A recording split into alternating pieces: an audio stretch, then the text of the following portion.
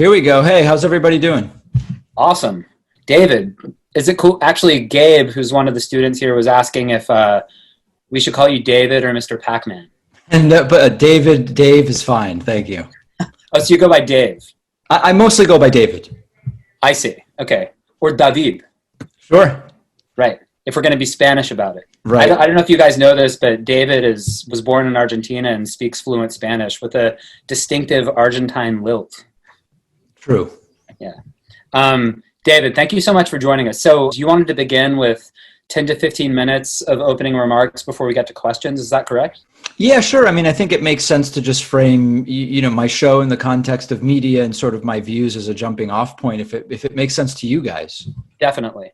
All right, good. Well, so I'll talk a little bit about my program, sort of like the space it occupies in media, and then maybe just lay out my general political views. And I know that there's a whole variety of different questions, which we'll get to it. And I'm sure a lot of, hopefully even policy things will come up. So I do a show that's sort of broadly under the umbrella of independent progressive media. So what I mean by independent is that I don't have an editor, and I am in charge both of the editorial side and the finance side. In other words, there's nobody who determines whether I get a paycheck, and there's nobody who tells me what stories I should or shouldn't do, or what my perspective should be on any story. So in that sense, we're an independent multi-platform show. The show started off as just a community radio show, which at this point, a lot of people don't know, in Western Massachusetts. And now, because of the way media has changed in the last decade, the most important platforms really are the online platforms. So our podcast, our audio podcast, as well as a YouTube channel, Twitch streams, Facebook video is increasingly a bigger and bigger piece of what we do. Whereas a decade ago, radio and television were really the lion's share of what we were doing. So in a sense, this is the same show I've been doing for a long time. In a totally different sense, it's a completely different show in that how people are accessing it and coming to it, it could not be more different.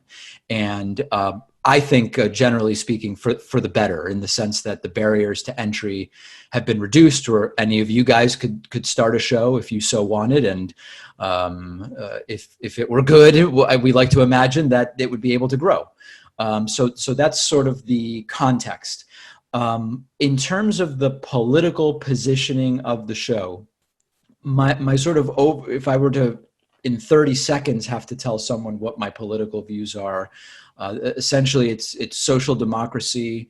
I lean libertarian, and by that I mean lowercase l, not capital L like the Libertarian Party. But from my perspective, if indeed government is going to be regulating something, there should be a really good reason for it. So my default is to say, let's not involve government in areas where we're not definitely better off with government's involvement. And in analyzing that question, where I've gotten to is a philosophy of social democracy, which is capitalism. And I know that now, particularly just a few weeks out from an election, it's become very popular to accuse others of being either socialists or communists. Oftentimes the people making those accusations at least seem not to understand what those concepts are. And I know that there's maybe at least some questions that we'll touch on that, which we might get to. But my philosophy is one of capitalism. It's well-regulated capitalism. And my starting point essentially is I'm fine with markets directing resources as a general principle in most cases, except when I'm not, except when there's some special cases. And anybody who's familiar with my views would know that I see, for example, healthcare as a special case.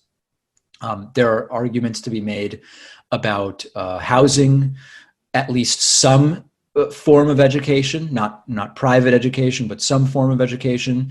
And so I do think that there are special cases that should not be left to the market. But contrary to what a socialist might believe or a communist, I'm fine with the market directing resources for mobile phone production, as an example.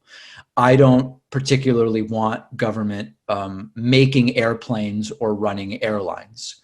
But when you talk about airplanes flying around, I think that there is no body powerful enough to regulate airlines and airplane manufacturing other than the government. So that's kind of a microcosm of the framework that I'm coming from. In terms of this election, I'm voting for Joe Biden, and people who followed my coverage during the primary would probably understand that I'm well to Joe Biden's left.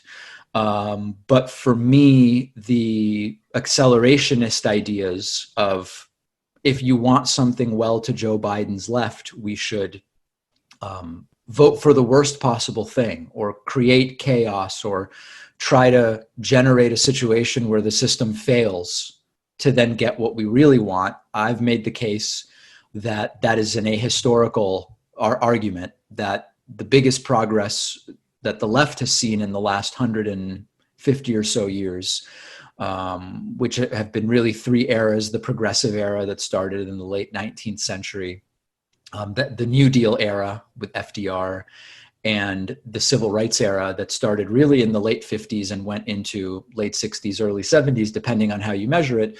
Those were not accelerationist successes. They were really successes that depended on years of activism combined with getting the right people on the Supreme Court. And so I have not found the accelerationist elements compelling. So my perspective is that voting for Joe Biden, whose policy platforms maybe will come up today, is the best choice I can make as an individual. And we could talk about third parties. We can talk about first past the post voting and campaign finance and a lot of these other aspects that got us to where we are today, which quite frankly, I think people across the political spectrum might accurately agree and assess the shortcomings of, might have different solutions, but would probably agree, at least in terms of the problems. I think that's all valid. I just have not seen any compelling case that if we try to worsen the system, we will accelerate getting to the system that we really want.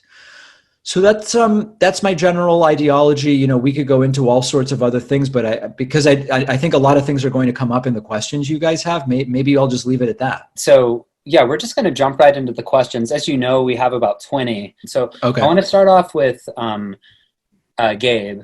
You have a question about the polls. Oh yeah. So we see now with polling between Biden and Trump, that he has a substantial lead. I think it's 8 points or something around that. And compared to 2016, obviously Hillary Clinton was ahead, I think by a lot less, around 3 points. But it begs the question, can we take these polls seriously, or because it's such a significant lead with only 3 weeks to the election, that it's something that we can say with some amount of certainty that Joe Biden has a much larger chance of winning the election than Hillary Clinton did at this point in 2016? So it's a really good question. There's about 10 different dimensions to this thing. Let's think about it kind of in two ways. So if you look at this as a national race, there's no doubt that right now Joe Biden is doing better than Hillary Clinton was at this point in 2016. But it is not as dramatic as some might think. So if I look right now, the election was 5 days later in 2016, so we'd have to look at October 18th. So October 18th, Hillary was plus 7.1. By election day, it had dropped to 3. But at this point in 2016, Hillary was at 7.1. And right now, like you mentioned, the exact number it looks like for Trump and Biden is 10. So it's certainly a larger lead for Biden, popular vote-wise, right now.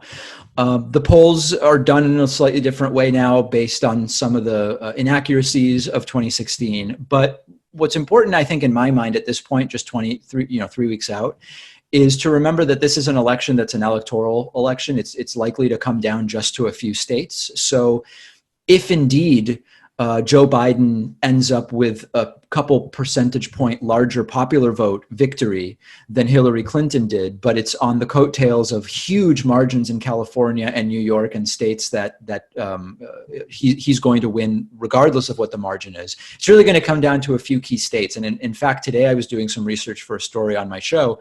If you look at three key states, which are Wisconsin, Pennsylvania, and Michigan, at this point in 2016, Hillary Clinton was doing better than Joe Biden is today. It's within a couple of points, but again, a lot of people are focused on what the numbers were on election day. Really, we have to compare apples to apples. We would look at 22 days out in 2016. And Trump is actually doing a little bit better right now in those three states. Those three states could ultimately be the deciding states. And there's some very specific scenarios which would require more time to get into. But basically, if you forget about those three states for a second and just go with what the polls say state by state, Joe Biden has 253 electoral votes. You need 270. If Donald Trump wins all three of those states I just mentioned, Wisconsin, Michigan, and Pennsylvania, the entire election comes down to Florida's 27, I believe, electoral votes. That's not a crazy scenario. So what I'm telling people, I mean, in a practical sense, we have 3 weeks left. We're going to know soon. People are already voting, and the value of making predictions at this level now is relatively modest. But it is not a crazy scenario where Trump ends up winning those three, much like he did last time, and Florida ends up deciding. And that is not an unreasonable scenario. So for me, it's less about whether the polls are wrong. It's really understanding what we're comparing, understanding margin of error, and remembering that we want to look at numbers 22 days before the 2016 election, not November 8th of 2016. Deja, you had a question about late deciders that might be relevant. Yeah, so on a similar note, with those three states, Michigan, Wisconsin, and Pennsylvania, we saw that towards Election Day of 2016, many voters waited until days before the election to really make up their decision. And many of the voters in these groups ended up going towards Trump by quite a large margin, which allowed him to win these states. And so I wonder if there's a possibility that the same type of thing could happen this year. So there's a couple different things that I think are important to mention. One important thing, I haven't looked at the data recently, but my recollection is that late deciders tend to go for Republicans in general for the reason that late deciders tend to be center-right voters. So it is at its base, it's a population that already leans right. And the characteristics, there was an interesting study a couple of weeks ago about who are the undecideds right now. Particularly right now, for me, it's very difficult to imagine being undecided about this election, but those folks do exist. There's not a lot of them. The three characteristics that undecideds right now have are that their politics are center-right on average, that they aren't very informed, and which makes sense. Given everything that's going on, it makes sense that only if you've been paying less attention would you be undecided. The more you've been paying attention, you probably have an understanding of the significant differences between the two candidates. And they are relatively young voters, sometimes voting for the first time, or maybe unsure whether they are going to vote. So I think we want to be careful. It's the base rate fallacy that sometimes we fall for. We want to say, they went towards Trump, but they were already a center-right piece of the electorate, and so that may be it may be less meaningful than it sounds. I think that in this election, because it could be very close, not necessarily in the popular vote, but in terms of just a few states making the difference, I hesitate to say any group won't matter. Just because there are relatively few undecideds, if the election again comes down to 100,000 votes in three states, it could be a tiny slice, but it could matter. Along the same lines, any piece of the electorate, when it's so close, could matter. In other words, Bernie voters who don't want to vote for Biden could make the difference. People voting for the Libertarian could make the difference. And so in an election in a country with this many people, with so many different things happening at once, any small group in isolation could be the difference maker, but there's complexities to sort of thinking about the election in that way. So I want to move to Matt now. So Matt, you had a question about Trump supporters and like what is causing Trump's most fervent supporters to support him at this point. Yeah, so to start off, I just want to say thank you for being here. In your most recent shows, you referenced polls which say that Trump is losing his support among older voters, and you posited that this was due to, among other things, his handling of the coronavirus, of the economy during the coronavirus pandemic. And beyond that, you referenced a recently published study by Goldman Sachs, which found that by and large, Democratic presidents have been better for the economy. So I was just wondering, with Trump's economic record increasingly under scrutiny, what do you think it is about him that, people still cling to or still see in him? So one important thing to understand about the American electorate is that only a portion of the American electorate would seriously consider abandoning the sort of side or party that they tend to vote for.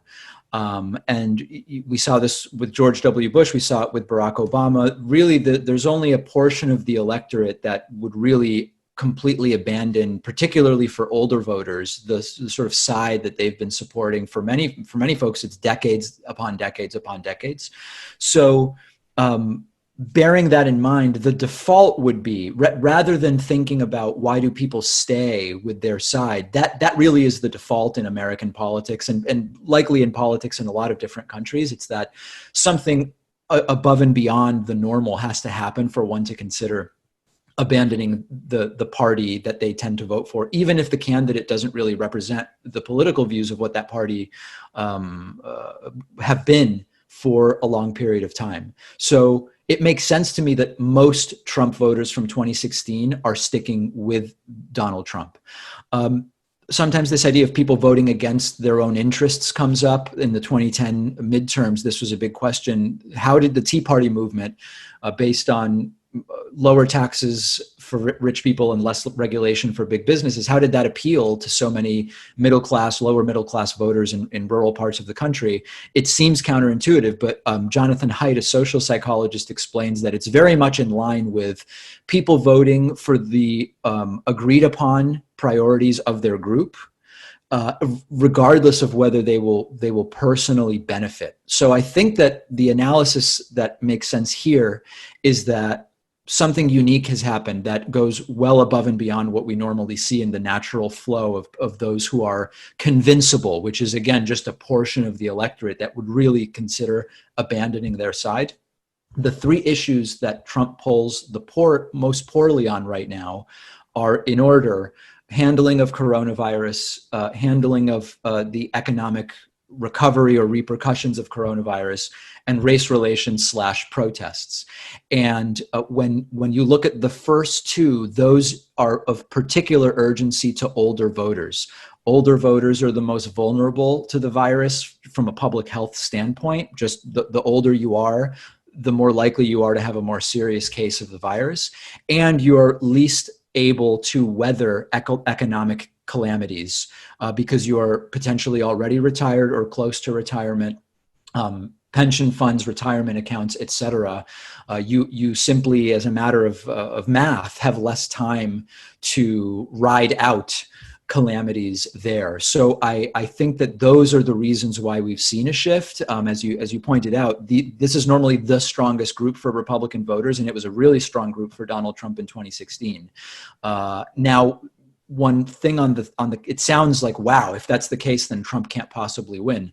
Right now, young voters are supporting Trump in higher numbers than young voters have ever supported Republican candidates. So just because the older voters are moving away doesn't mean that there aren't some younger voters, not non-college educated younger voters in particular, who are supporting Trump. So I'm not making any sort of like predictive claims here, but just looking at the data we have right now.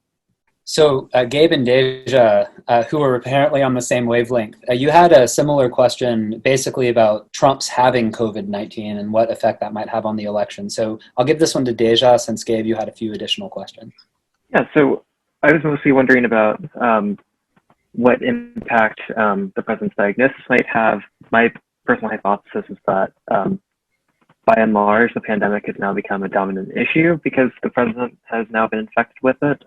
But I wonder how you think his diagnosis could affect the future of the campaign. So interestingly enough, I think the effect will be very small, but it could be big enough to decide the election if it's really close, which sounds counterintuitive. So the reason I don't really think it matters is that anybody who understands what the policy of this administration has been on the virus and doesn't like it is already not voting for Donald Trump. So the fact that he got the virus, yes, you could argue it's emblematic of this is the person in the world who could be most protected from the virus, and even he got it. And there's something emblematic there about, wow, it's a microcosm of the fiasco that this has been. But those people are already not voting for Donald Trump.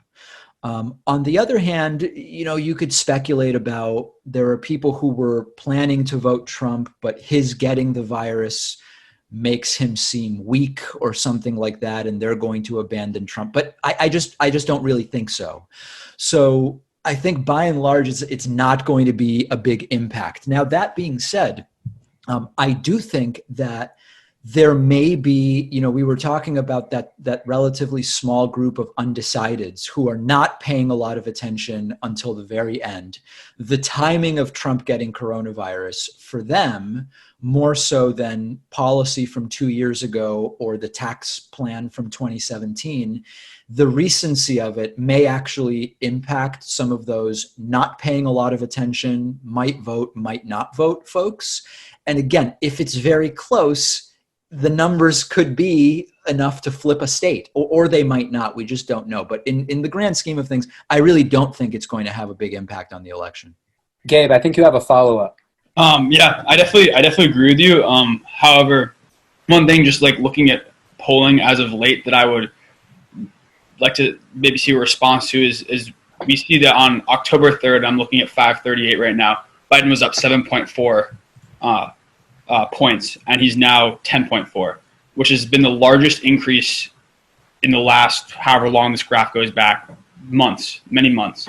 And he was diagnosed with COVID-19 on October 3rd. And obviously polls, like as we already talked about, don't necessarily mean that he's going to win the election by X amount more. But looking at this, one could maybe make the statement that already public opinion based off of that is trending in Biden's direction, with the notion that Trump can't even handle, not getting the virus himself. It's obviously started going through the White House. So one maybe can make the argument that people who are on the fence potentially are already starting to, make those decisions based off his diagnosis. Yeah, I mean, I think one thing we want to be careful of when we look at that, remember that polls lag things that have taken place usually by about a full week. And so remember that the first debate was on September 29th. And that seems, if you look at the timing of the date you mentioned, that's when we started to get, I think on October 4th, there was a poll that included like 1 day of polling after the first debate. And so it seems to me, I'm pulling it up right now, it seems to me that may be more related to the first debate, and more recently, like in the last 3 days, it's reversed a little bit for Joe Biden. But again, we're looking at fractions of a point. We're looking at 2-3 polls one way or the other. But you may be right. I mean, the coronavirus diagnosis may be a piece of that. It seems to me that the debate maybe is more responsible for that, but it really could be either, could be both, could be a little bit of both. Okay, so I want to move now to a few questions that concern Election Day itself. And I'm actually going to start with Gabe again. Gabe, you had a question about mail-in ballots. You actually addressed this in your show the other day. There's a common narrative that the election will not be decided on November 3rd because, huge numbers of people are using mail-in ballots, that they'll be counted after the election. And studies have kind of shown that Democrats use mail-in ballots at much higher rates than Republicans. So my first question was, could we potentially see a Donald Trump lead on November 3rd only to be reversed around to Biden? And I guess one thing I would add on to that is you mentioned, which I think was interesting, is that Pennsylvania is the only state to not allow mail-in ballots to be counted before Election Day, which supposedly, I think it was like 21, 22 days that states can start counting mail-in ballots, which I guess would be around this time. So with that in mind, you've been saying that you're increasingly optimistic that the election could be decided on November 3rd or November 4th, maybe 24 hours after. So do you still hold that view with that in mind? Because Pennsylvania obviously is a very important battleground state. And also, if for some reason Trump were to be leading on November 3rd, and then Biden were to eventually win the election, whenever that may be, do you think that will jeopardize our democracy and the legitimacy of our voting system? So just one brief correction, so we're all on the same page. Pennsylvania is the one state that could be a sort of deciding state that does not start counting the mail-in ballots until late. There are other states that wait until Election Day, but they are not states that are likely to be deciding states. That's just one clarification. So, okay, so the first is the scenario you're outlining a possibility. It absolutely is. The last poll I saw, and these are not normal election year numbers, this is because of the pandemic, but something like 3/4 of those planning to vote by mail are Biden supporters, and about 70% of those planning to vote in person are Trump supporters. So that is data that sensibly points to what's called the red mirage scenario, where the November 3rd results look better for Trump than what they will ultimately be. Now, the question about whether this jeopardizes democracy is an interesting one. The fear for me is that not counting every ballot is the threat to democracy. Counting every ballot and feeling good that we have the right results, even if it takes a few days. The president has talked about it could take months or we would never know. If anybody, on this stream believes that, we could certainly talk about that. That doesn't seem likely to me that it would take months, but certainly it could be, could take to Friday or something like that. What the concern I have is if subterfuge is used to make it take longer. So lawyers making different legal arguments in different states that the counting of absentee ballots should stop, as an example. That would be something that would both make it take longer and jeopardize the will of the people being heard, which is an important aspect of democracy. I do still think that it is very plausible that by Wednesday morning, we would have not every vote counted, certainly, but have a very strong idea about who the winner is going to be. But I think that by Friday, Saturday, in all likelihood, we are going to know. There's this idea, I think there's a lot of lack of understanding of the way in which these absentee ballots are counted. And unless there's foul play or some reason why the ballots stop being counted, or, there have been stories recently of power being cut to machines and different things, that could slow it down. But there's no reason why 4 days wouldn't be enough to get all of the votes counted, even if we have as we're looking at a record number of absentee ballots. So I'm not worried about that. So Matt and Gabe, you two had a similar question. So I'll let Matt ask it, but basically it's a question about, it's a concern that Trump might employ authoritarian tactics in order to hold on to power come election day or the days afterwards. So Matt, you want to articulate that question? Sure. So I think a pretty significant focal point of your show as of late has been this focus on Trump's increasingly radical behavior as the election draws closer. So I was just wondering if you fear or you actually expect him to resort to patently authoritarian behavior in order to hold on to power? Well, I think that the rhetoric is going to be very authoritarian, unless it's just a blowout by Joe Biden. I would be shocked if there aren't at least some claims that some state results are not right. I'm guessing that there will be, tweets about ballots on someone's doorstep, or, you know, someone's tiger ate 100,000 ballots, as, you know, stuff like, I would be shocked if there's not some claims like that made. But the authoritarian rhetoric will hopefully not actually become authoritarian tactics. Remember, most it's counties that are running elections, and that's why when we look at a state, typically the results are broken down by county. And although certainly there, I'm sure, are partisan actors on both sides involved in running elections in various counties, I do think that at the county level, most everybody is going to do the right thing. So my concern in terms of the authoritarianism would be using the courts, as I said, to stop the counting of absentee ballots, to retroactively get certain ballots thrown out, to have, if you look at states where voter rolls have been purged more aggressively, which would include, like, for example, Georgia and Wisconsin, you could have situations where people show up thinking they're registered to vote and they're not. And then they cast a provisional ballot, and then that's a cache of ballots there, which then can be, legalized around, so to speak. And lawyers can make the case that they should not be counted for this or that reason. Or if it's really close, they can start doing the equivalent of looking at the hanging chads from the year 2000 in Florida and saying, do these signatures look right to you? And really, I mean, if it's really close, that's a tactic that could actually flip a state. So that's more my concern. You know, the more cartoonish stuff of, if Joe Biden wins and it's Inauguration Day, I don't think Trump is handcuffing himself to the desk in the Oval Office. I really don't think that anything like that is going to happen.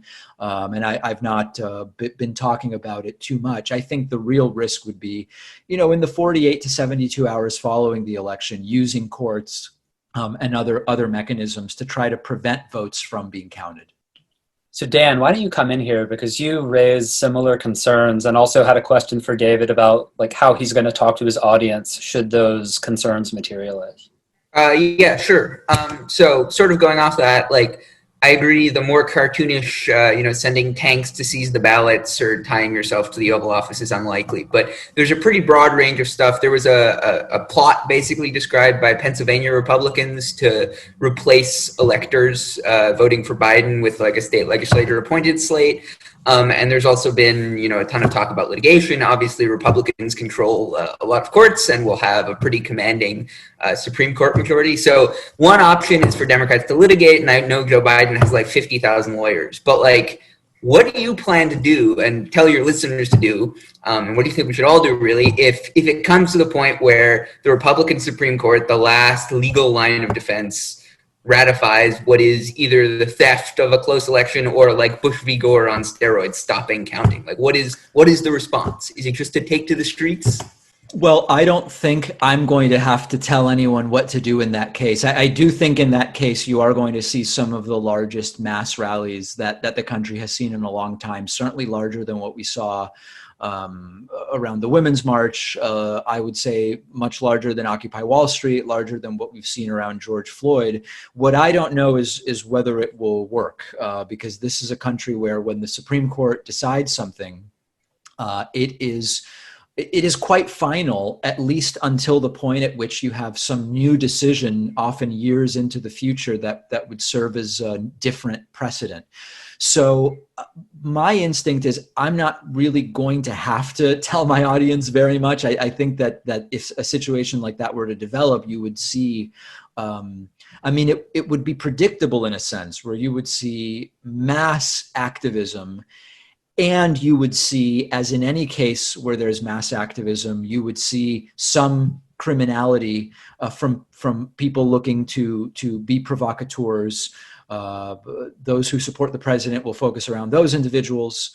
Those who don't will point out accurately, although abstractly maybe less relevant than some might think, that these are overwhelmingly rallies for democracy, for a democracy that, in the scenario you're pointing out, some will feel has been robbed. I am still thinking that it is not the most likely scenario.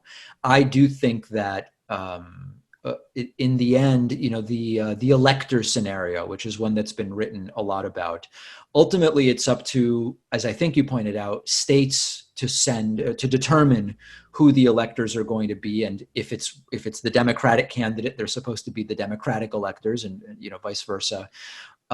Even most red states that would make a difference in the final electoral count, I don't think would be willing to say we're sending different electors on Trump's say-so. Now, we're only 22 days out. I may be extremely naive in what I'm saying, and I may just be completely wrong at the end of it. But I don't think that that's going to be the most likely outcome.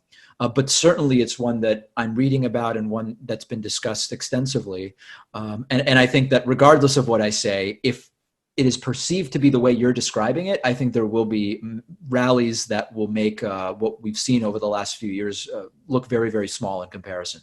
So, Gabe, you had a question about shifting from electoral college to a popular vote system and whether that might occur if there's like a big democratic victory. So, yeah, I mean, just in this last 20 years, we've seen 2 presidential elections where we've had a nominee win the popular vote and end up losing the election. So I guess my question is twofold. Firstly, from your perspective, do you think that we should employ a national popular vote system instead of the electoral college, to make candidates, go to every single state and ask for every single citizen's vote rather than just those in battleground states? And then secondly, if Biden were to win and if the Senate were to flip to Democratic control and the House would remain blue, is abolishing the Electoral College something that is feasible or even possible in the next 4 or 8 years? And what's the process for kind of bringing that about? So one thing that's interesting is abolishing the Electoral College would not make candidates campaign in every state rather than battleground states. In fact, the reason the Electoral College was created, at least in theory, was that without it, candidates were just going to the urban areas where there were the most people, and they were ignoring rural areas. What the Electoral College has created is an alternative to that, where the early primary states like Iowa and New Hampshire and other key states, based on the way the map is looking, essentially become where 90% of the energy is placed. I think that the Electoral College is outdated at this point, particularly given that, listen, I don't care if the candidates come to where I live. I really don't. What I care about are their policies and what they're going to do. And candidates don't come to Massachusetts because Massachusetts votes for Democrats, and that's basically it. And for me, the most important priority is representing the will of the people in a fair way. And the reality is right now, that if you vote in California, the odds that your vote impacts the outcome, it's a much less likely scenario that your vote impacts the outcome of the election than if you vote in Wisconsin, as an example. That, to me, seems fundamentally undemocratic. And so, yes, I would love to see the Electoral College replaced with a popular vote. Now, is it feasible in the next 4 or 8 years? Probably not, is the reality. Not in the way that it would take to actually abolish it via a constitutional amendment. I don't see any path to that. For me, the most direct path to abolishing the Electoral College is through something called the NPVIC, National Popular Vote Interstate Compact. And the way that works is because of states' rights and states being able to decide internally how they will award their electoral votes, states can say, regardless of who wins our state, we will award our electors to the winner of the national popular vote. Now, if only 2 states do it, it doesn't really accomplish very much. But if you have enough states participating in the NPVIC, where the sum total of their electors would be 270, without a constitutional amendment, you're effectively creating a national popular vote. So I see that as a much more likely path to an effective national popular vote than a constitutional amendment, which does not seem to me even remotely likely anytime soon. Deja, you had an interesting question about the effect that a Biden victory might have within the Democratic Party. With the primary cycle for the Democrats, it with Super Tuesday and Biden's resounding Super Tuesday victory, it seems that the message that was kind of communicated was that the Democratic electorate is still pretty firmly kind of in the center left portion of the political spectrum. And so I wonder, if Biden does win the election, does this mean that this will have the Democratic Party remain in the more moderate lane for the foreseeable future? So it's really a two-part question. The first one is, what is really the political placement on the spectrum of the Democratic Party? I think what the Democratic primary showed was that if you spend a lot of time on Twitter and Reddit, you get the impression that the Democratic Party is well to the left of where it actually is. Policies like Medicare for all, which are more popular than they've ever been, are not as popular as a lot of people think that they are. And Joe Biden really won the primary by a lot. I mean, even before everybody was starting to say it's over, Joe Biden had built himself quite a lead in terms of the popular vote, looking across all of the primaries that had taken place. So I think one piece of this is that a lot of the Democratic Party is not paying attention to the debates that are happening online about, cancel culture and identity politics, and they are not as supportive of some of the policies that much of the sort of online left is in favor of. That's sort of the first piece. The second piece gets more to it's really the accelerationist question. I mean, it's really, I don't think anybody at this point would deny that going from Trump to Biden is a move to the left. Joe Biden, if he were president, on paper, whether he gets it done is a different question. On paper, Joe Biden would be the most left president that we've had. He's to the left of Obama and Hillary on climate. He's to the left of Obama and Hillary on taxes. We can go through any one of these if we want to. He's to the left of Obama and Hillary on just about every issue. The question really is it worse for the left to have Biden than Trump? That's fundamentally what you're asking. And I think the answer is certainly no.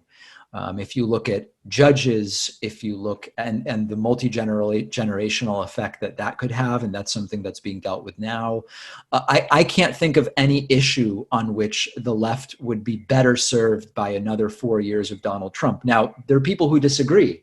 And they tend to have what, again, are generally speaking accelerationist ideas or ideas of you've got to you got to crack some eggs to make an omelet sort of ideology. It's not something I subscribe to. So that's my personal take. Other people would probably give you a different answer. Okay, and Dan, you also had a question about Biden. So. Oh, yes, I suppose it did. So I guess I wanted to ask, all over the world, you see the same trend where left-wing parties are losing non-college educated and older voters. Left-wing parties have tried to reverse this in like 500 different ways, and pretty much no one has succeeded. But Joe Biden, in a little way, seems to be succeeding, right? He's getting larger numbers of old voters. He's winning back some of the working class whites.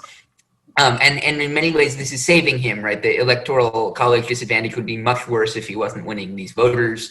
The election would be much closer, even with the big popular vote win. So I guess my question is, like, you're someone who's to the left of Biden. You're on YouTube. There's a lot. I'm sure you have a lot of younger listeners. Like, it seems like there's something about Biden, in large part the fact that he's an old, kind of boring and unculturally threatening white guy that's going to be hard to replicate. But without that electoral coalition of his, it's going to be kind of hard for Democrats in the future until, Texas and whatever in 10 years or something. So do you think Biden's coalition can be recaptured by someone else? Yeah, I mean, remember, the coalition, you're talking about 4 years from now. And so 4 years from now, the country will be in a very different place. The alternative will be, I think, a very different one. So the way I'm trying to look at it is I think that we are eminently terrible at predicting what an election is going to look like 4 years from now. We're terrible at predicting what an economy is going to look like 4 years from now. So I don't know that there's much to say there beyond understanding what's going on right now. And again, what's driving the abandonment to the degree that there is abandonment by some of these key constituencies, historically key constituencies for Republicans, it's particularly bad handling of the three most important issues. We have a situation right now where voters are united on, these are the three most important issues, and Trump has not handled these three issues well. You could have a different scenario where of the three most important issues, some the president has very good approval. It's a unique situation. And so my personal belief is that there's something about the boring, steady hand of Biden right now that is not just keeping him in this race, but giving him good polling numbers, which we'll see if they hold, they may not. Everything about what I just said will be different in 2024. There will not be an incumbent like Trump to which everything else is being compared. That alone is a major difference. Hopefully there won't be a 100-year pandemic. Hopefully the economy will have recovered to a great degree and unemployment will be significantly lower. So I think our understanding of what's going on now is relatively clear, and the exit polls on election day, I think, will give us more clarity into that. 4 years from now, I think let's talk about it in 3 is what I would say. So yeah, I think that's a fair point. Trying to kill your oldest voters is not good politics. But Biden's superior polling among older, non-college educated whites dates back to, the early stages of the primary. And I think in some ways that's why he won the primary. A lot of Democrats didn't like him, but thought he could win, especially a lot of non-white Democrats who made that choice. So I guess the question I have is just, I'm someone on the left. I think obviously there's a billion different trends on the left, but it concerns me that almost no one in the entire world has managed to reverse this trend. And in the United States, this trend does not just extend to white voters. Increasingly, you see populations of non-white voters, especially Hispanics in some key states, who are more socially conservative, but especially who aren't college educated, who are leaning towards Republicans. And not that many Americans go to college still. So the extent to which our party seems unable to appeal to non-college educated voters is a problem. And Joe Biden has reversed that slightly, but I think there's reason to believe it's not just pandemic specific. It's a sort of older form of politics that sort of harkens back to class polarization a little bit instead of the new educational divides. So I guess, I don't know if that's a question so much as a comment, but do you think there's a way that sort of Biden-esque politics can be recaptured? Because Bernie, for example, made an argument that he could do it, that he could win back the white working class with a class-based appeal. But there's not a lot of evidence that works. It doesn't work for Jeremy Corbyn. It doesn't work for far-left candidates anywhere else, in part because the sort of left-wing economic policies is also paired with a much more progressive social agenda, which is really what seems to, not appeal to these culturally conservative voters. So do you think there's hope? Because it seems to me rather depressing that, a college-educated based party is going to have a really hard time winning national elections, even if we win this one, which I think we will. Yeah, your concerns are certainly warranted. I think there's a couple important things in there. Remember that the polling for the primary along these demographic lines was primary voters. And we now are looking at general election polling. So let's remember that there was general election in the primary as well. And obviously it was a long way out, but there were key polls that drove Biden's support of Wisconsin that showed him doing 5 to 6 points better than Warren and Sanders because he was doing better among the white working. Yeah, but that, if I understand correctly, that's more a question of why Biden did better in the primary. Right? I might be unclear. What I'm saying is he did better. He was doing better in general election polls during the primary. Yeah, I understand. Okay. Yeah. So listen, I mean, the demographics tell us a lot about why that is. Again, one of the things I said was we learned during this primary that the Democratic electorate is not as progressive as you would think if you spend a lot of time on Reddit and Twitter. Why is that, and how was that reflected in the primary? It was reflected in the primary that Joe Biden did significantly better on the backs of those groups that you're talking about relative to folks like Elizabeth Warren and Bernie Sanders, who arguably had the most left economic policy during the primary. So I think you're correctly identifying the circumstances. I am maybe a little less worried than you in the absolute for the particular reason that if you believe that a party can appeal to everybody in a country of 331 million people, that's a conversation we would have to have. But in a country so diverse, in order to become the party of the groups you're talking about, something would be lost. And then it becomes a matter of sort of gaming out and focus grouping. Well, do we gain more than we lose? And I think that that's a real question that, again, depends on, well, who are we running against? That's a real question that we would need to know the answer to in order to address that. So I'm not writing off your concerns, and you've perfectly accurately identified the situation.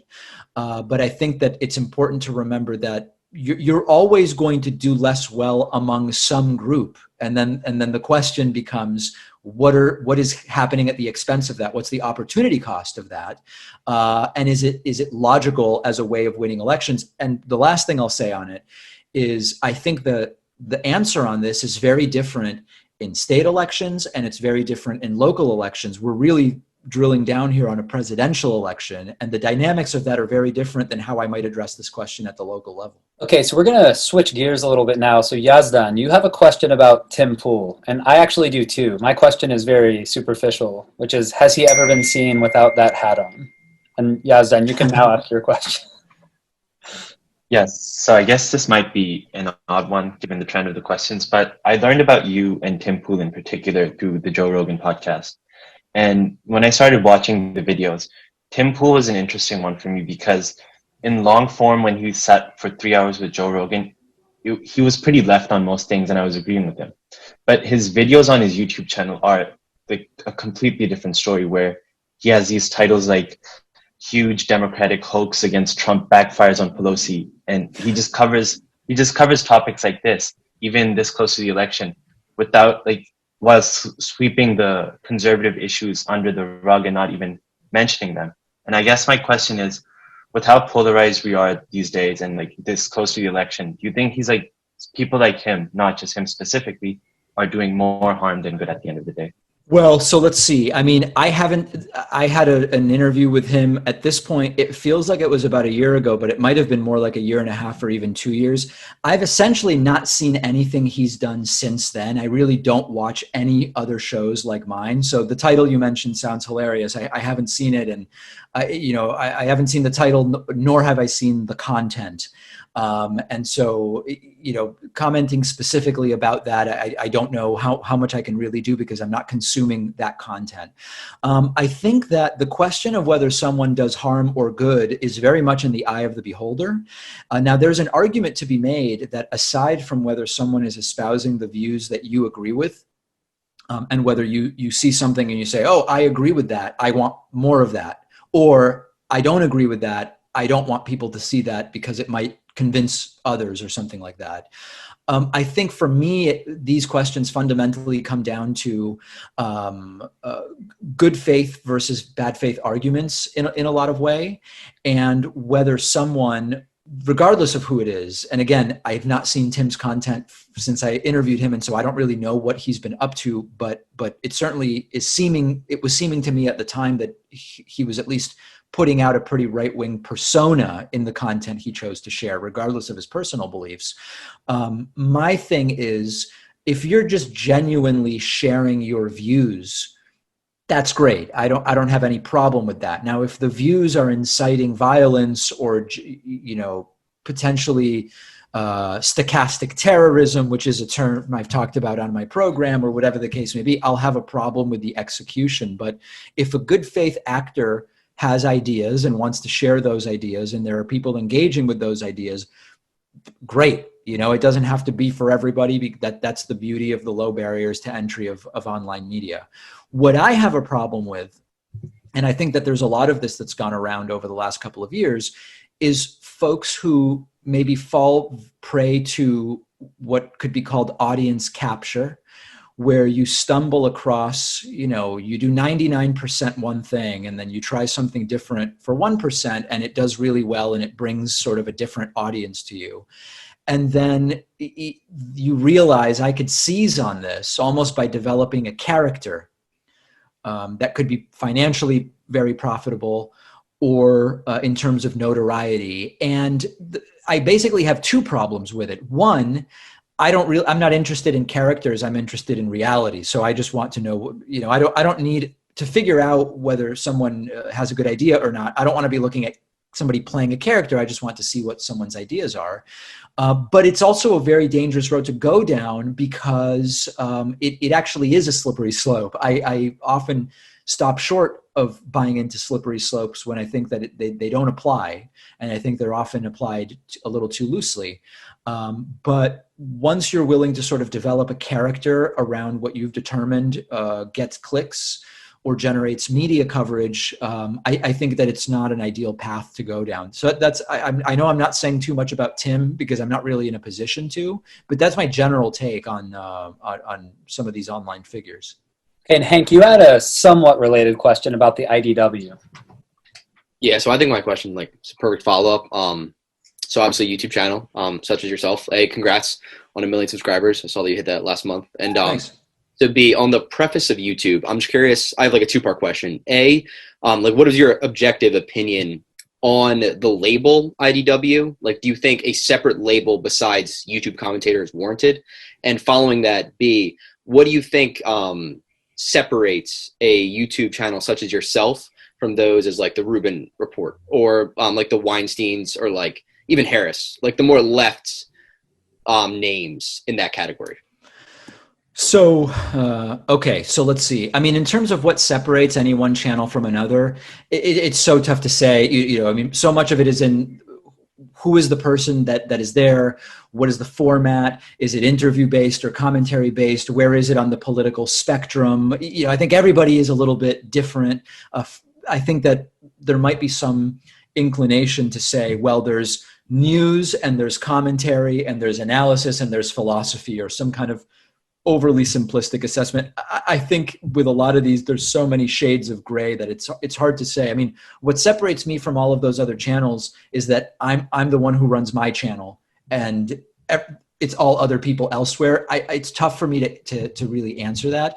In terms of the idea of the intellectual dark web, I know a bunch of the people I don't even know who's in the intellectual dark web at this point, but at least some of the people loosely associated with it, I know personally Joe Rogan, both of the Weinsteins, although I know Eric personally in a way that I don't know Brett. I've had Sam Harris on the program and we've corresponded privately a little bit. Can you give me a sense of who else is even considered part of this now? I don't want to. I've watched your video on Peterson and Shapiro, and I don't want to focus on them too much, especially Shapiro. But I guess for me, it's Eric, Brett, and Harris, along with kind of Rubin. And I was just curious again, what separates those type of, I guess, you've said, philosophical commentary from the rest of YouTube commentary. Just why they get that label as opposed to a, relatively philosophical commentary channel such as yourself. I have no idea. I mean, I think that there's a kind of self-fulfilling prophecy that's going on here, which is Eric Weinstein started using this term intellectual dark web. My belief is that the reason it's a dark web is the assertion that you have to go and look for it, almost like in the dark web. You won't stumble across it because corporate media won't interview them. Algorithms are working to their disadvantage. They're in some sense oppressed, and I don't say that sarcastically, but they are held down in some way by the social media platforms and the kingmakers of the day, so to speak. I question that premise in the sense that, one of the major articles about them was a very prominent article in the New York Times by Bari Weiss. It's hard to imagine a more prominent sort of coming out party than that.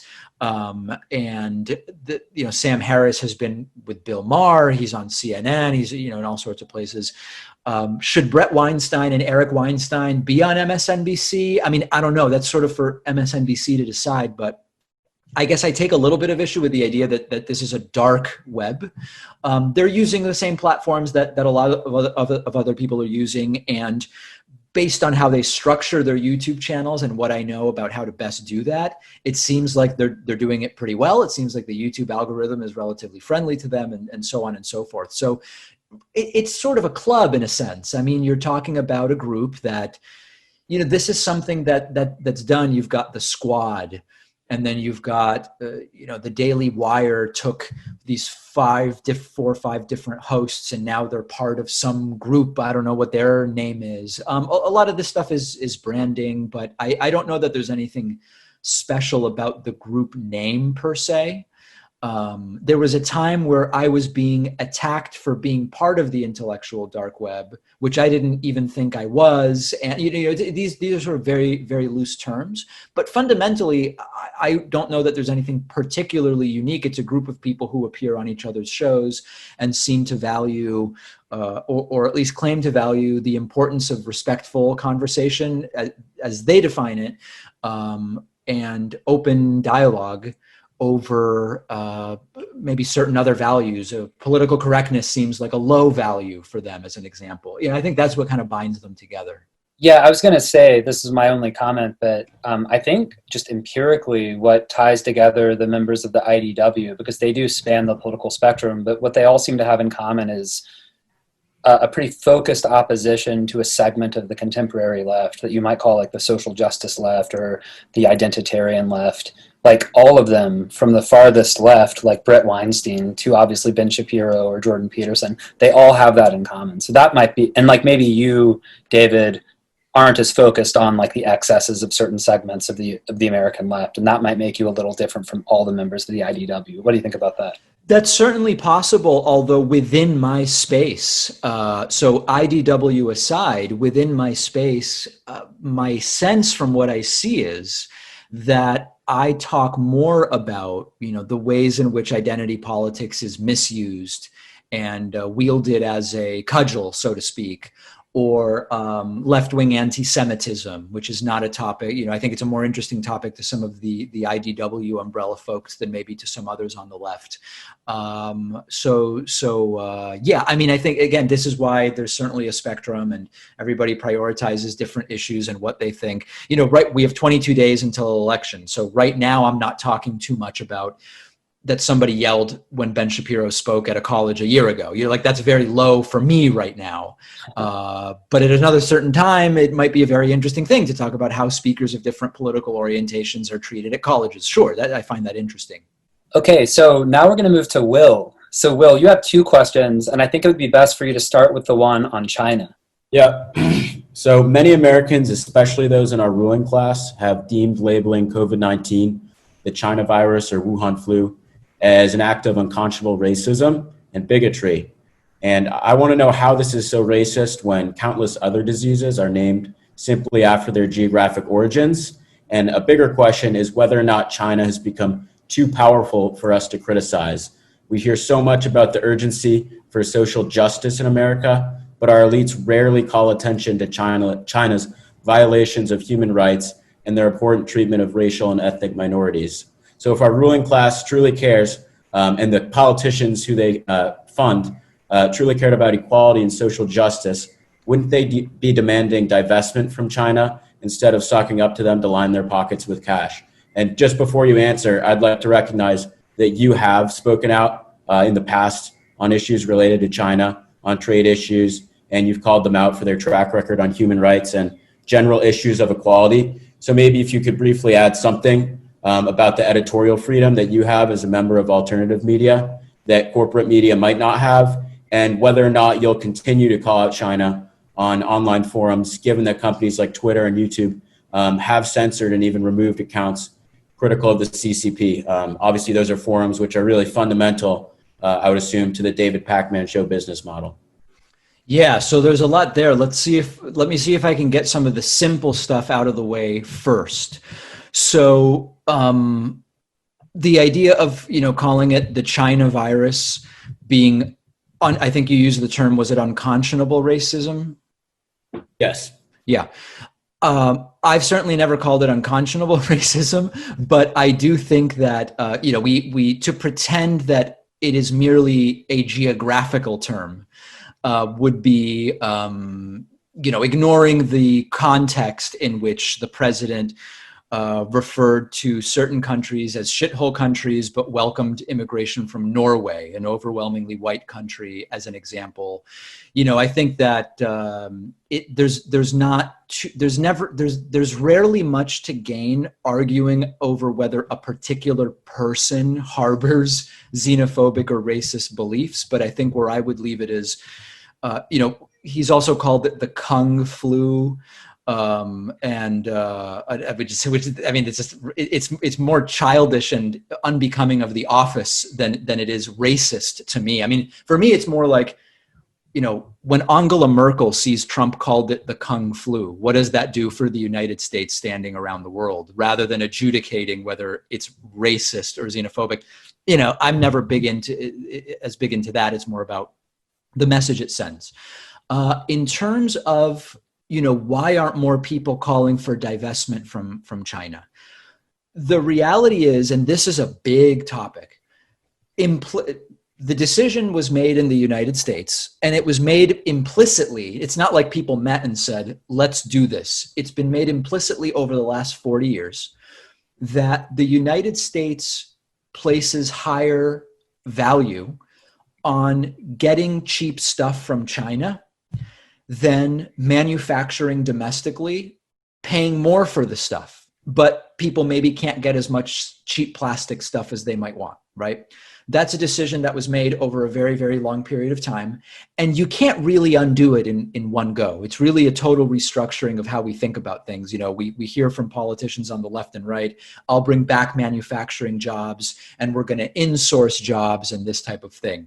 It ignores the reality that a lot of those jobs have been replaced by machines. It ignores the reality that there's no way to do that unless you are subsidizing the companies so that the labor is as cheap as it is in countries like China. So you're very accurately getting to an important reality, which is any conversation that focuses only on Uyghur concentration camps or China virus or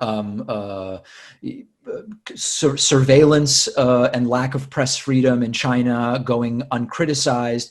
It really all comes down to our economic relationship with China, which has been built up over a very long time. If you don't change that, nothing's really going to change. Now, you can dance around the edges, right? So you'll get some politicians more proactively focusing on Uyghur concentration camps than others.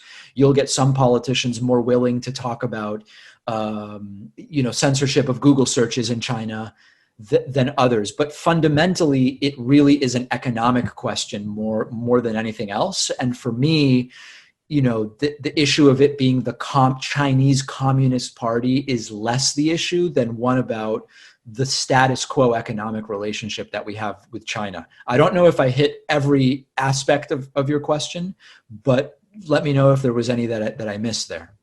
Yeah, I mean, basically, I feel like it's sort of an obvious answer. It's the economy's stupid. Like, obviously, Wall Street, corporate America, they have financial interests. It's much cheaper labor in China, and they don't want to destroy that relationship. I understand that. But my question to them, the MBA, for example, is, okay, so you care more about profits than social justice and equality. And I feel like your answer was sort of like, well, this has been a long-standing, trade alliance that we've had with China, and it's sort of hard to undo.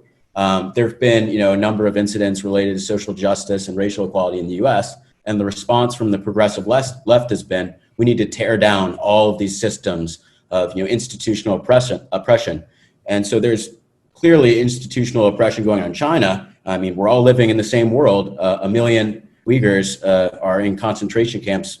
Some people call them that. So why wouldn't we be willing, if they truly cared about Black and brown lives and equality, why wouldn't they be willing to completely, take up and undergo a big transformation of our reliance on China? Sure. I mean, I think that it's impossible to fully answer that without conceding that to some degree, what one person is able to do has limits. And so, okay, let's sort of play that out. An individual decides what's happening in China is unconscionable. I'm done with China. Okay, great. So what does that mean? Fine, I'll find some phone that doesn't depend on a factory in China. And maybe it doesn't even depend on conflict minerals from Africa. Great. So like I've separated my phone now from that, and I found this other phone company where like I'm feeling good about the phone. I'm out of China. Beautiful. Oh, I'm having a problem with the phone. I call. Tech support is in Singapore, where you don't like the extreme reactionary police state that is in place in Singapore. All right, I got to find a different company. You get where I'm going. Next thing you know, you don't have a phone with which you can be an activist. So I think that you're of course right to say, hey, isn't it just like they clearly don't care as much about the social justice piece, because if they did, they would have like figured it out. They'd be boycotting China or whatever the case may be.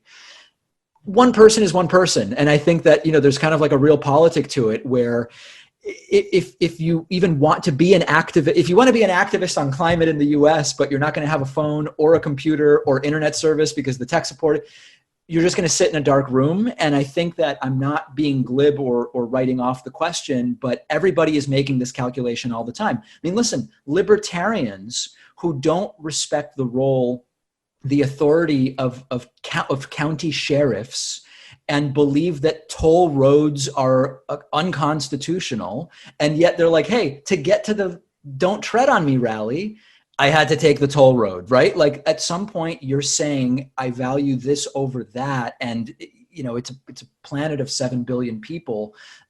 At a certain point, this is why sometimes when people only want to talk about principles in the abstract, I say that it's great to talk about principles appropriately contextualized, but the difficult work really is in the specifics. And I recognize it's not a completely satisfactory answer, but it's like, I mean, think for me as an example, I would love to have a phone that didn't have conflict minerals in it, that maybe some kid lost a hand harvesting. And yet without it, I have no show and I don't reach anybody. I reach 0 people, as an example. I've made a call. Am I wrong to make that call? Maybe I am wrong. I mean, it's possible I am wrong. All right, so staying with you, Will, and also bringing in Yazdan. So Will, you had another question about the Supreme Court, and Yazdan, you had a very differently toned question about the Supreme Court, so I think asking them together would make sense. Will's, yours is a little longer, so you go first, and then Yazdan. Sure. So Joe Biden and Kamala Harris have refused to answer whether or not they'll pack the Supreme Court. When Biden was asked recently if voters deserve an answer, he responded, no, they don't deserve to know. In 1983, he called packing the Supreme Court a bonehead move. And the late Justice Ruth Bader Ginsburg, whose dying wishes should supersede constitutional procedures, according to some Democrats, was also strongly opposed to court packing. And the consensus over court packing used to be that it was a radical position, but because of their lack of willingness to give an answer, many people are alleging that Biden and Harris are obviously in favor of it. So like a lot of other issues, conservatives feel like the media has failed to press the Democratic nominee on an issue of massive importance for the country and our system of government. Wouldn't an honest press be all over the Biden-Harris campaign for failing to state their position on an issue that will undermine the integrity of the judicial branch? All right, David, if you can keep both of these questions in your head. Yazdan, you go ahead. So mine was more like, because Kamala Harris was asked about court packing in the debate and she didn't really give an answer, my question was more simple in the sense that because historically in the past, the Supreme Court has had more justices than it currently has, why is it such a big deal to the Republicans that the Democrats are going to pack the courts, which to me kind of seems obvious by their refusal to answer. And because of this, aside from like the bad faith acting and putting a target on the Democrats, like what's the big deal for the Republicans if they are to pack the courts? The Democrats are to pack the courts. Interesting. So I actually think that there's almost no chance Joe Biden adds justices to the Supreme Court. As Will pointed out, he's on record. I think it's more than just in the one instance that you mentioned, saying he's against it. My belief is that Biden is not going to pack the court. So then it becomes an issue of, it's essentially, let's talk about the not saying what the position is. It's essentially a strategic decision. They know they're not answering and that there's a cost to not answering the question. And it's a decision that not answering is less damaging than answering. Now, why would that be? I sort of two thoughts on this. First of all, if Joe Biden says, yes, I'm going to pack the court, number one, it completely deflates any possibility, if there were to be one, of stopping the Amy Coney Barrett confirmation. Doesn't seem like there's at this point there's going to be any way to stop it, so that may be irrelevant. And those on the left who don't want the court packed are also upset. If Biden or Harris say, we are not going to pack the court, you will have those on the left who want it packed who will say, look at the Democratic Party rolling over again. It's weak Biden. It's weak Harris. They're not going to do it. And you eliminate the threat of doing it from the standpoint of Republicans as well. Now, again, the threat may be completely meaningless. Amy Coney Barrett may be confirmed in a week, and this will all be meaningless. So a calculation has been made that keeping the threat of packing the court in the back pocket maybe is better than simply saying yes or no. I don't know that they're completely wrong. I mean, again, I want an answer. I believe the answer is no, that Biden is not going to pack the court. But if you think it through in the way that I mentioned, it's not clear to me that it's that bad of an idea not to answer. Yes, there's some cost. And yes, they're going to keep getting asked about it the way that they have been. But it seems plausible to me that the advantage of keeping it in the back pocket and keeping the threat of it has value. And that's essentially the calculation I think that they've made. Yeah, I mean, I just say that I understand your thinking behind that. I just don't know if that's strategically smart. I mean, I've always thought that the Supreme Court, the idea of packing that might be something that will supercharge sort of older, more progressive voters to vote for the Republican. Because, it seems that court packing generally is an unpopular thing. But I guess I do agree that maybe they're trying to, not turn off some voters, a segment of the left who is more progressive, some would say radical, and is in favor of expanding the court. Yeah, I'm not sure that, listen, registered Democrats are overwhelmingly voting for Joe Biden. Like almost none of them are voting for Donald Trump. And it's very hard to imagine that they're going to switch to Trump on the basis of a court packing position. Like I actually think that this is a relatively small slice of people. When you look at what matters in terms of figuring out who you're going to vote for, it's consistently been, at least recently, coronavirus, economy, race relations / protests, and then there's a whole bunch of other issues. Healthcare is up there, environment for different groups. Supreme Court is big, but from the standpoint of filling seats. And I just have not seen anything that suggests to me that court packing is even like a known quantity for most voters, never mind a voting issue, as of right now anyway. Okay, so we're going to move to Dorian. So Dorian, you had two questions, one on competency and one on attacks on the West and on white people. So maybe starting with the competency question. Yeah, this sort of relates to how you opened up the discussion about your interest in social democracy, and you've covered that a number of times in your program. And you repeatedly make a defense for the value of capitalism, entrepreneurship, innovation, and the prosperity of such a system to provide the society that you want to live in. By these measures, it would seem that you have a serious problem with much of the current agenda of the Democratic left, which has mounted a concerted attack on competency. Do you have a problem with this? Sorry, they've mounted an attack on who? Can you explain what you mean by competency? On merit, basically. Okay, I guess I'm not sure I know what you mean. Can you elaborate a little more? Yeah. So let me the attacks. So I guess what I'm thinking about is critical race theory and how that plays out at every level of society, including education, the workplace. Well, this is going to be pretty polemical, but obviously in politics, Kamala is a perfect example of that. And the worst part about that is the demoralizing effect that it has on people at all levels, but fundamentally at the levels that might concern you most for the kind of society you want to live in.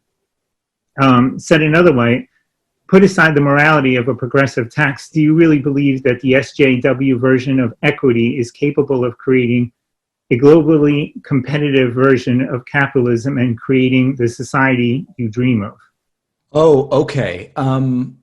I think maybe you're asking me to defend positions I don't hold. I mean, critical race theory is not part of my worldview, or that's a part of the left I'm not on. So I certainly would not be a good defender of it. I think that there are certainly people who could defend it, but it doesn't sound like it's your view and it's not mine. So I don't know that it's the right sort of So David, perspective. David, let me try to cut in here. So I think, Dorian, tell me if I'm wrong, but I think part of what you're getting at is that you see at least elements of the Democratic Party, or maybe the activist base and intelligentsia that supports the Democratic Party, as moving American society in a direction where we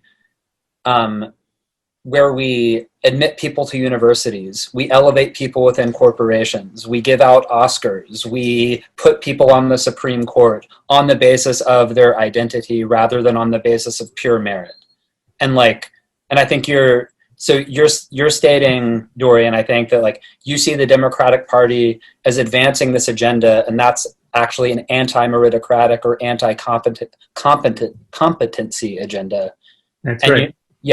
And so I guess the question for David is do you think Dorian is correct that that's a problem with the current Democratic Party or the current left? And if so, does that temper your support for the left? Oh, okay. I mean, listen, there's people on the left who have ideas I don't agree with. So I'm not a socialist. I'm not into identity politics. I'm not a communist. I think left-wing anti-Semitism exists. I think, Jewish folks are discriminated against rather than being, a uniquely privileged group, the way that has become in vogue on the left to kind of repeat. So, I think that there's elements of the left that I don't agree with. And in terms of, meritocracy is an interesting thing. A full meritocracy has some pretty serious problems as well, in the sense that if we have a full meritocracy, we are implicitly saying that it's okay for people not to have enough to eat or not to have health care or education, as long as they just aren't that competent. And as a social democrat, I would be very much against that. I think that the United States and other countries have gotten to a point in the history of humanity, 250,000 years of modern humans and millions of years of pre-modern humans, where we now have this thing called a country that's rich enough to make sure nobody goes without healthcare, nobody goes without food, just, basics. So, I think that maybe some of the framing as this or that when neither are my positions is a little bit dubious, but my views on identity politics are widely known. My views on equality of opportunity versus equality of outcome are widely known. And I think there's probably other people on the left who would defend those ideas because they believe in and support them, whereas I tend not to be in that part of the left. How would you summarize, just in a couple of sentences, your view on identity politics? So I think that any time that one's identity or someone else's identity is used either to silence others or to delegitimize one's perspective, it's very, very destructive. And when identity politics is used in that way, it leads to it obviously leads to less diversity of thought. It leads to we end up lacking stakeholders in decisions that are made, et cetera. At the same time, I think that it is incredibly important to recognize that one's identity can bring perspectives to the table that would otherwise not be there and could be very, very relevant. So like, as an example, if there were a conversation going on about anti-Semitism, and I was the one Jewish person in the group, or if there was a conversation going on about immigrants from Latin America, and I was the only immigrant from Latin America in the group, and I used my identity to suggest that I know more than everybody else. Ultimately, these are the issues on which I must be deferred to say I should get the majority of the speaking time, I must make the decisions. That would be me sort of like wielding my identity in a way that is very destructive. But at the same time, in a conversation about anti-Semitism, where I might be the only Jewish person in the group, I would be the only person who can bring to the table personal experiences of anti-Semitism. So we would be crazy to say that there's not value in that. And so that's, I think, more or less summarizes my perspective. I'll say one other thing, which is, I could be wrong here, but I intuit that, well, I think a big difference between different political factions in our society, and perhaps a difference between Dorian and you, is that a lot of people on the right today think that identity politics is a real threat. And they think that this movement toward equality of outcome is a real threat. Like, they're really worried about it. Like, they're really worried about the effect that it could have on the US economy, and on social cohesion in the United States. And I think some people on the left, like you, for example, like, it sounds like you would agree that equality of opportunity is a much better goal than equality of outcome. And I think you gave a very reasonable set of remarks just now about identity politics. So it seems like maybe the difference, it's not that you don't decry these things, or like you don't decry the excesses of identity politics, you don't decry the pursuit of equal outcomes, but maybe you're just less worried about these forces. Like, maybe you don't think they're really as strong, maybe you don't think they're the biggest problems in America today. Whereas I think people on the right, some of them at least, think these are like the biggest problems in America today, the biggest threats to America today. That may be. I mean, there are very few people who really believe in equality of outcome. Equality of outcome goes hand in hand with an actual socialist system of government. If you believe in social democracy, by definition, equality of outcome is inconsistent with that. In social democracy, you're not saying we have the same outcome. You still have rich people and you still have people on the lower end of the economic spectrum, but you recognize that there's enough wealth in the country where you can set a floor for how poor we really need to, let people be. And at a certain point, you would start taxing the very, very, very top at a higher level. But, that's not equality of outcome. So, I've met very few, I mean, really, the only people I can think of who really are for equality of outcome when it really comes down to it are communists and some socialists who want to completely socialize and redistribute all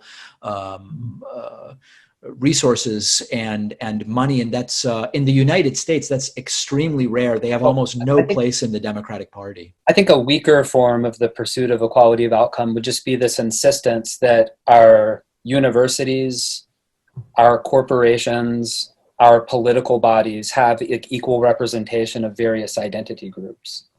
Basically, because that's not like a communism level pursuit of equality of outcome, but it is saying, we need equal representation in these important, essentially, outcomes, right? Who occupies the professoriate? Who occupies the C-suite of our corporations? Who receives the Oscars? I know that's a less important but relevant example. Who is in our Supreme Court? Who is our vice presidential pick? So then you're talking more about affirmative action in a sense, and then you're really talking more about policy, and that this is a whole other topic. But my view on that is there is no human endeavor in which outcomes are completely equal among gender, racial, religious, or any other grounds. And I think that the important thing is to sort of say, what passes the sniff test, right? So, if you have 100 senators, if half the country is female, and you have 99 male senators, I think most people would come to the conclusion that it's not just that women don't want to be in politics, right? 99-1. I think most of us would say there's probably something beyond just women aren't interested in being senators. And even if it were true that they're not, we should figure out why. Because if the reason that they're not is related to gender discrimination, we would still want to fix it. Okay, that's an easy one probably for most people. If 50% of the country is female and 57% of the Senate is male, it's a smaller imbalance. And very reasonable people could say, that's probably fine. Or it's not, right? And I think so I think that the gap is not, for most people, the gap is not nearly as big as you would imagine. I mean, when you look at, there's a whole sort of other direction when you talk about opportunity of outcome versus opportunity, equality of opportunity versus equality of outcome. When you look at very particular fields that require very long study, astronauts, very particular, not even like neurosurgery, like pediatric neurosurgery or these other ones, you do start to get sample sizes that are very small, where it gets very tough to say the disproportionality here is because of historical economic discrimination versus it's affected by small sample size, which anytime you're looking at statistical phenomena, when you have a small sample size, it can be complicated. I think we can look at all of these one by one, but for the most part, I think that reasonable people can widely agree on what passes the sniff test and what doesn't. You then get into things like reverse Asian discrimination at Harvard. Like I remember that was a big story at one point. Okay, let's talk about what's going on at Harvard and then figure that out. But, I've seen no evidence that any significant part of the Democratic Party is finding that to be even a top 10 voting issue at this point. I'm glad to have my mind changed if anybody can present some data. Dorian, you had a second question, so why don't you launch into that one? All right. It's pretty much related to the one before. The values that produce a productive, innovative, capitalist society that you care about are increasingly explicitly considered white, as defined by the National Museum of African American History and Culture. To that point, Western values are also continually called into question and derided by the left. This is a problem that obviously affects education and exacerbates the very inequality that the left purports to care about. Shelby Steele has said that the identity of blackness in opposition to whiteness is the problem, and further, with freedom comes responsibility. Do you agree with all that? No, those aren't my views. I mean, I guess in order to contextualize it, which are the Western values that the left now is against? Are you not familiar with that thing that made the rounds that the National Museum of African American History and Culture was putting out? I'm not. Okay. So are you not familiar? If you're in Massachusetts and you went to, I don't know if you went to public school, but certainly I did. I did. And yeah. So then just that narrative alone would, just being educated, doing well. Coleman Hughes has spoken about this. You might call them like the bourgeois values: respectability, hard work, politeness. Narrative. I think those were some of the ones that were on there. Okay. Yeah, I haven't seen that. I mean, again, this doesn't fall into the way I think about the world or politics. I don't really categorize values as racial. I think certainly there are historical realities which can allow certain groups to spend more time and resources exploring certain ideas than others, because there's no question that if one is in a more privileged economic position, they have the freedom to explore and think about a lot of different things that someone that's worried about where their next meal is going to come from simply can't, because you're worried about your next meal. So I think that's an undeniable reality. But I mean, I think that would be a really great question for the folks that participated in putting that together. But that's not that's not the way I sort of conceive of the world, and they wouldn't be ideas I'd be able to defend. Okay, so Hank, you had a question about the left, which is along very roughly similar lines. Do you believe that the Democratic Party, with like a capital P, is in Biden and Pelosi, Schumer, and now Harris? Do you think they represent the Democratic Party at a constituent level? Like, which do you see? Like, do you think the Democratic Party with the capital P is moving left as opposed to the constituents more than the constituents? The party has not moved left more than the constituents. No. So, for example, if you look at Medicare for all is more popular among Democratic primary voters than it is among Democratic senators, as just like one example. So I think so. Here's where I think the moves have happened. The Democratic Party has moved to the left a little bit on some issues. If you look at Biden's platforms on taxation, including uncapping Social Security and all the stuff, taxation, climate, it's healthcare. Biden is the most left Democratic presidential nominee that there has been, and so that's a move to the left. The voters, I believe, have moved more left. And in fact, it's not just the Democratic voters. The country has moved more left. So if you survey the whole country and you say, does the government have a responsibility to provide some basic level of health care to everybody?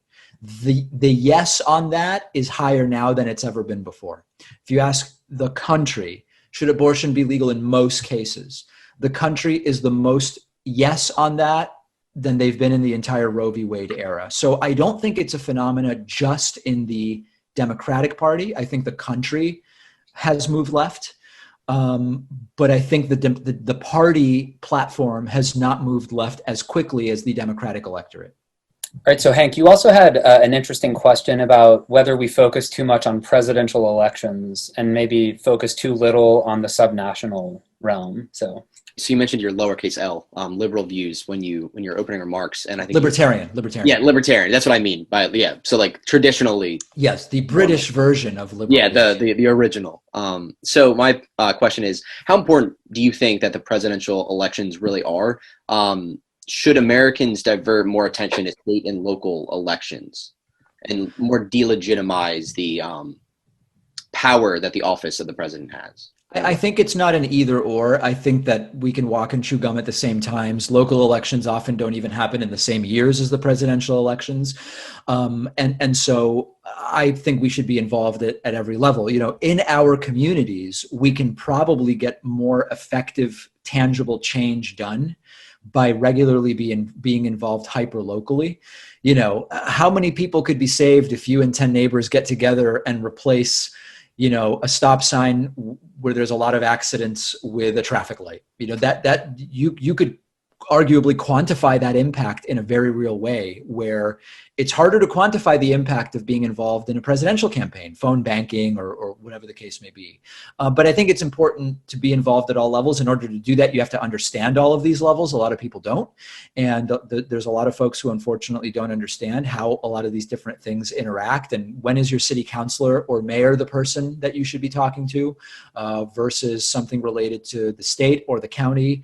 This applies to, the interaction of different layers of law enforcement and all of that. So I don't think that it's about moving the focus from one place to another, but I think it's understanding how all of these different layers sort of interact. And there's another reality, which is sometimes there are very real ways in which the state government either protects us from or exposes us to what is going on in the White House. So I'll give an example.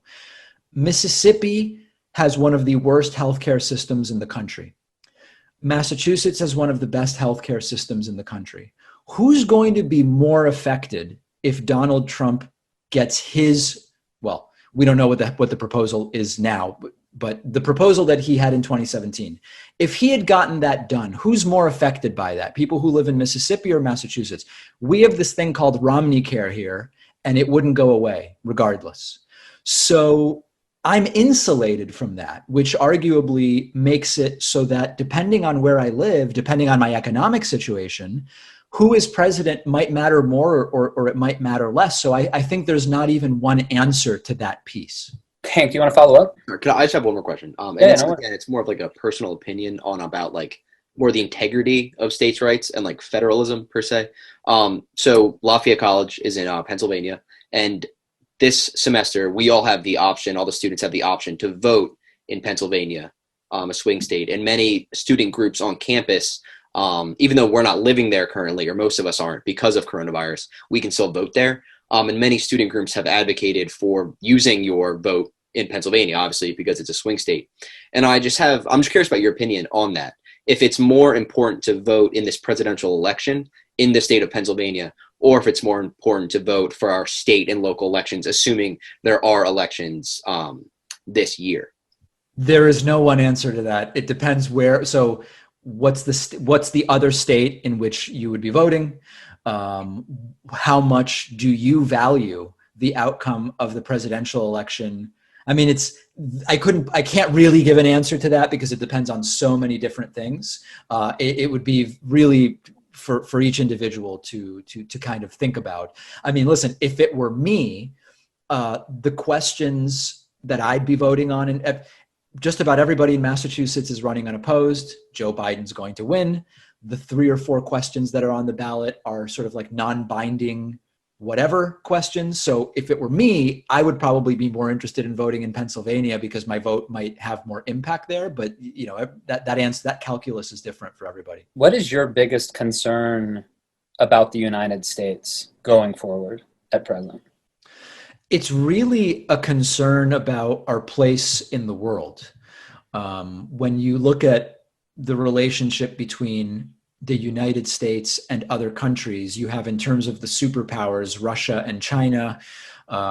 You have India, which is a very interesting place. In Africa, if you project forward 15 years, Nigeria is going to be a massive economic force. And so the relationship between the United States and other superpowers, in the broader context of how our historical allies see us, my concern is that if we keep going in the direction that we've been going in, it's not just the last 4 years. Like, yes, it's gotten worse now. Now, you know, Trump's not even invited to major climate discussions because it's like, why bother? He thinks it's a Chinese hoax. And Trump's not even part of the big coronavirus discussions because, again, one of the biggest mishandlings. It's really more than that. It's really the idea of the Americans as the uneducated retrogrades that other countries feel they are better served excluding. That's really scary to me. And it goes to education, it goes to media, it goes to the debasement of media and long form debate. It goes to not teaching critical thinking in public school, media literacy starting in 6th or 7th grade, which is where I think it should be taught. All of these other issues of people, you know, think about something as simple as when the tax cuts happened in 2017 and people saw more money in their paychecks and thought, I just got a raise. And what happened was the withholdings tables were changed and people just got a smaller refund, but they had a little more money each paycheck. A more educated, media literate population doesn't fall for that. And so that is a big picture concern from which a lot of smaller concerns stem. How concerned are you about the degree of polarization?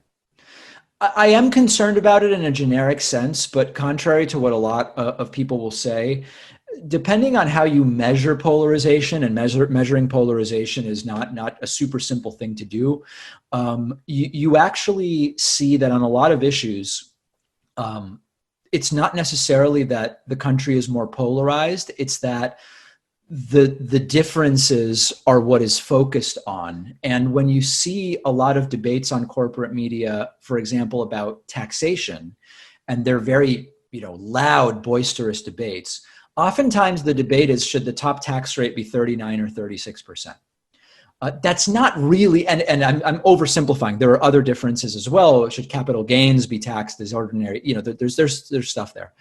But there's been a focus on the areas of difference when my belief is, and particularly in sitting down and just talking with people in my, you know, normal life, that the differences are not as great. It's just that there's a lot of benefit, financial benefit, ratings benefit, and political benefit as well. Fundraising is a big piece of this, to putting those differences under a microscope and sort of ignoring the broad areas of agreement. All the same, to the extent that there is a high degree of polarization in the US, I have a student who's writing a thesis, and her question is, are the Democrats or the Republicans more to blame for the increasing polarization over the last generation or two? I'm curious how you would answer that question. I mean, it's so much more complicated than that. Both Democrats and Republicans are beholden to their donors.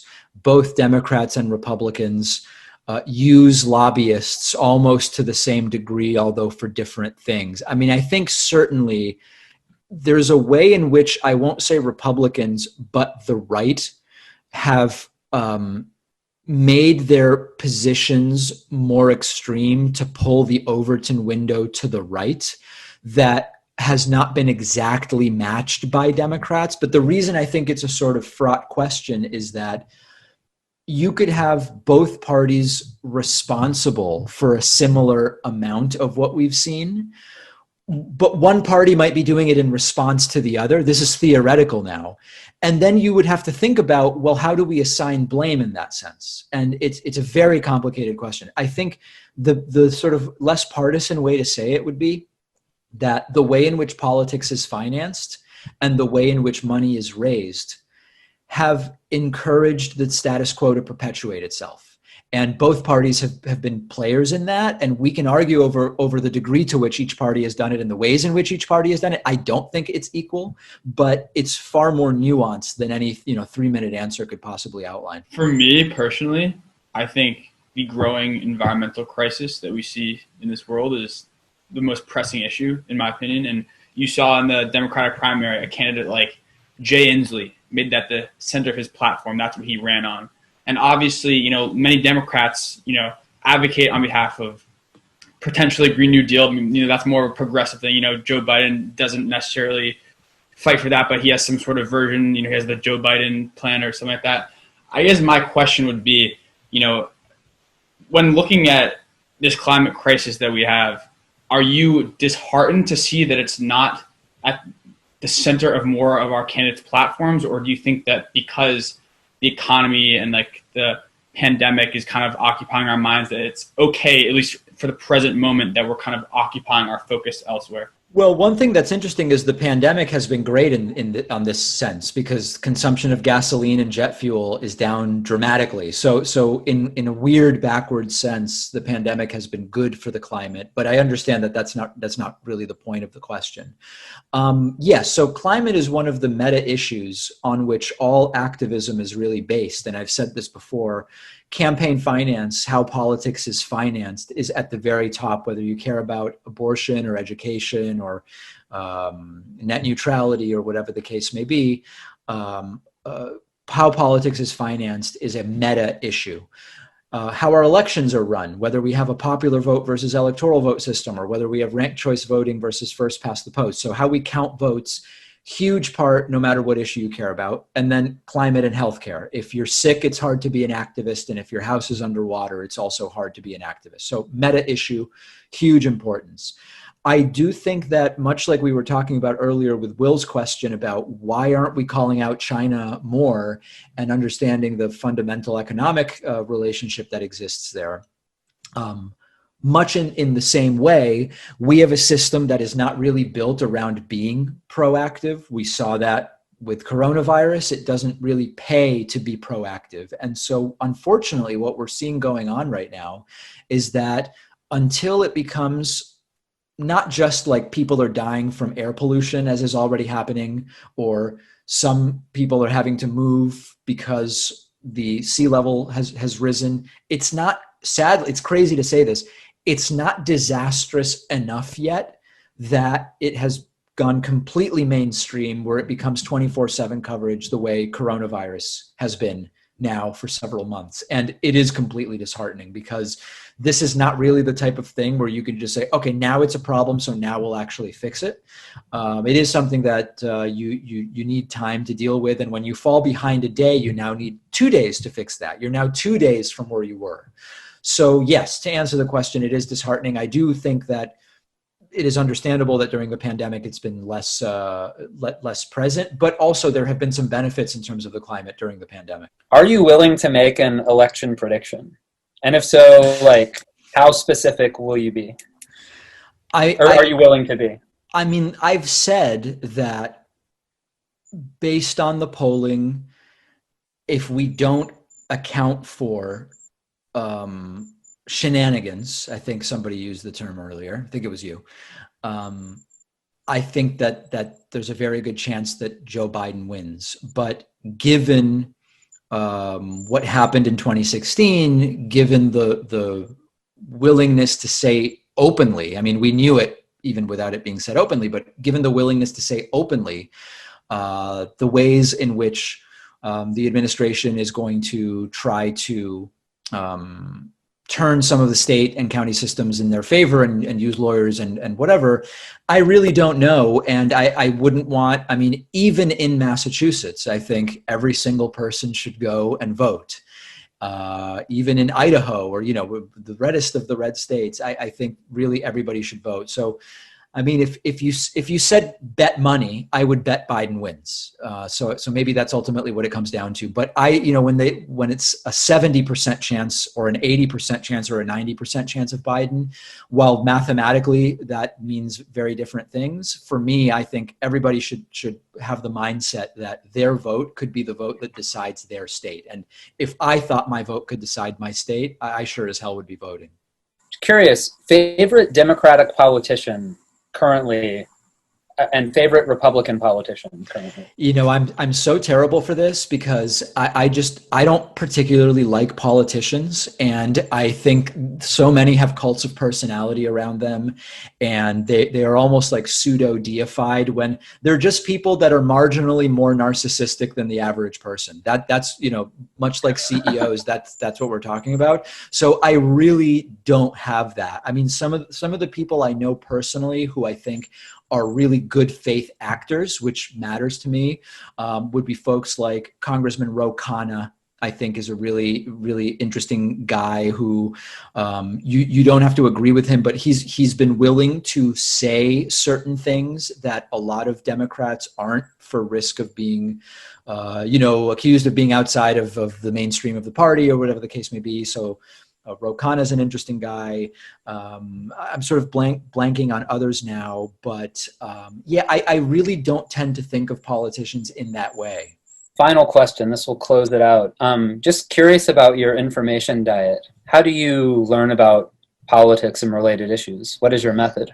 So it's really mostly reading. I don't watch any other programs like mine. I don't watch cable news or Sunday shows. I have different newsletters I'm on, which will let me know in very succinct form what happened so that I can choose to cover things on my program. A lot of people wonder, with all the different, I'm commenting on media so often, how is it that I don't really watch any of it? Just very specific newsletter subscriptions and following certain people on Twitter who cover this stuff.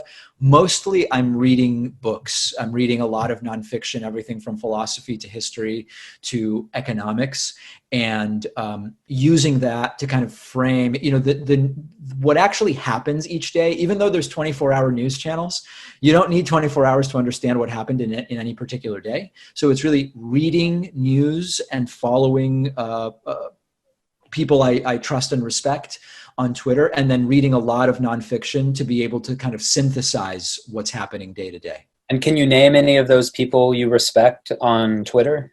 That you I hesitate to, only because there's like 1,000 people I follow, and I don't want to give the impression that I trust any one person over another. But there's people on the left and right that I follow. I think folks like, just to mention someone of no particular importance, but like I think Andrew Sullivan and Thomas Sowell are two right-wing voices that I think are super interesting people to follow.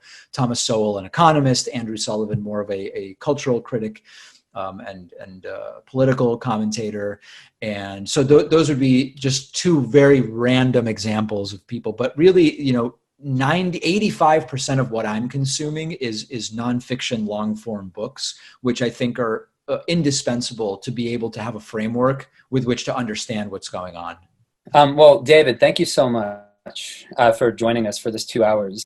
Thanks. I really appreciate it.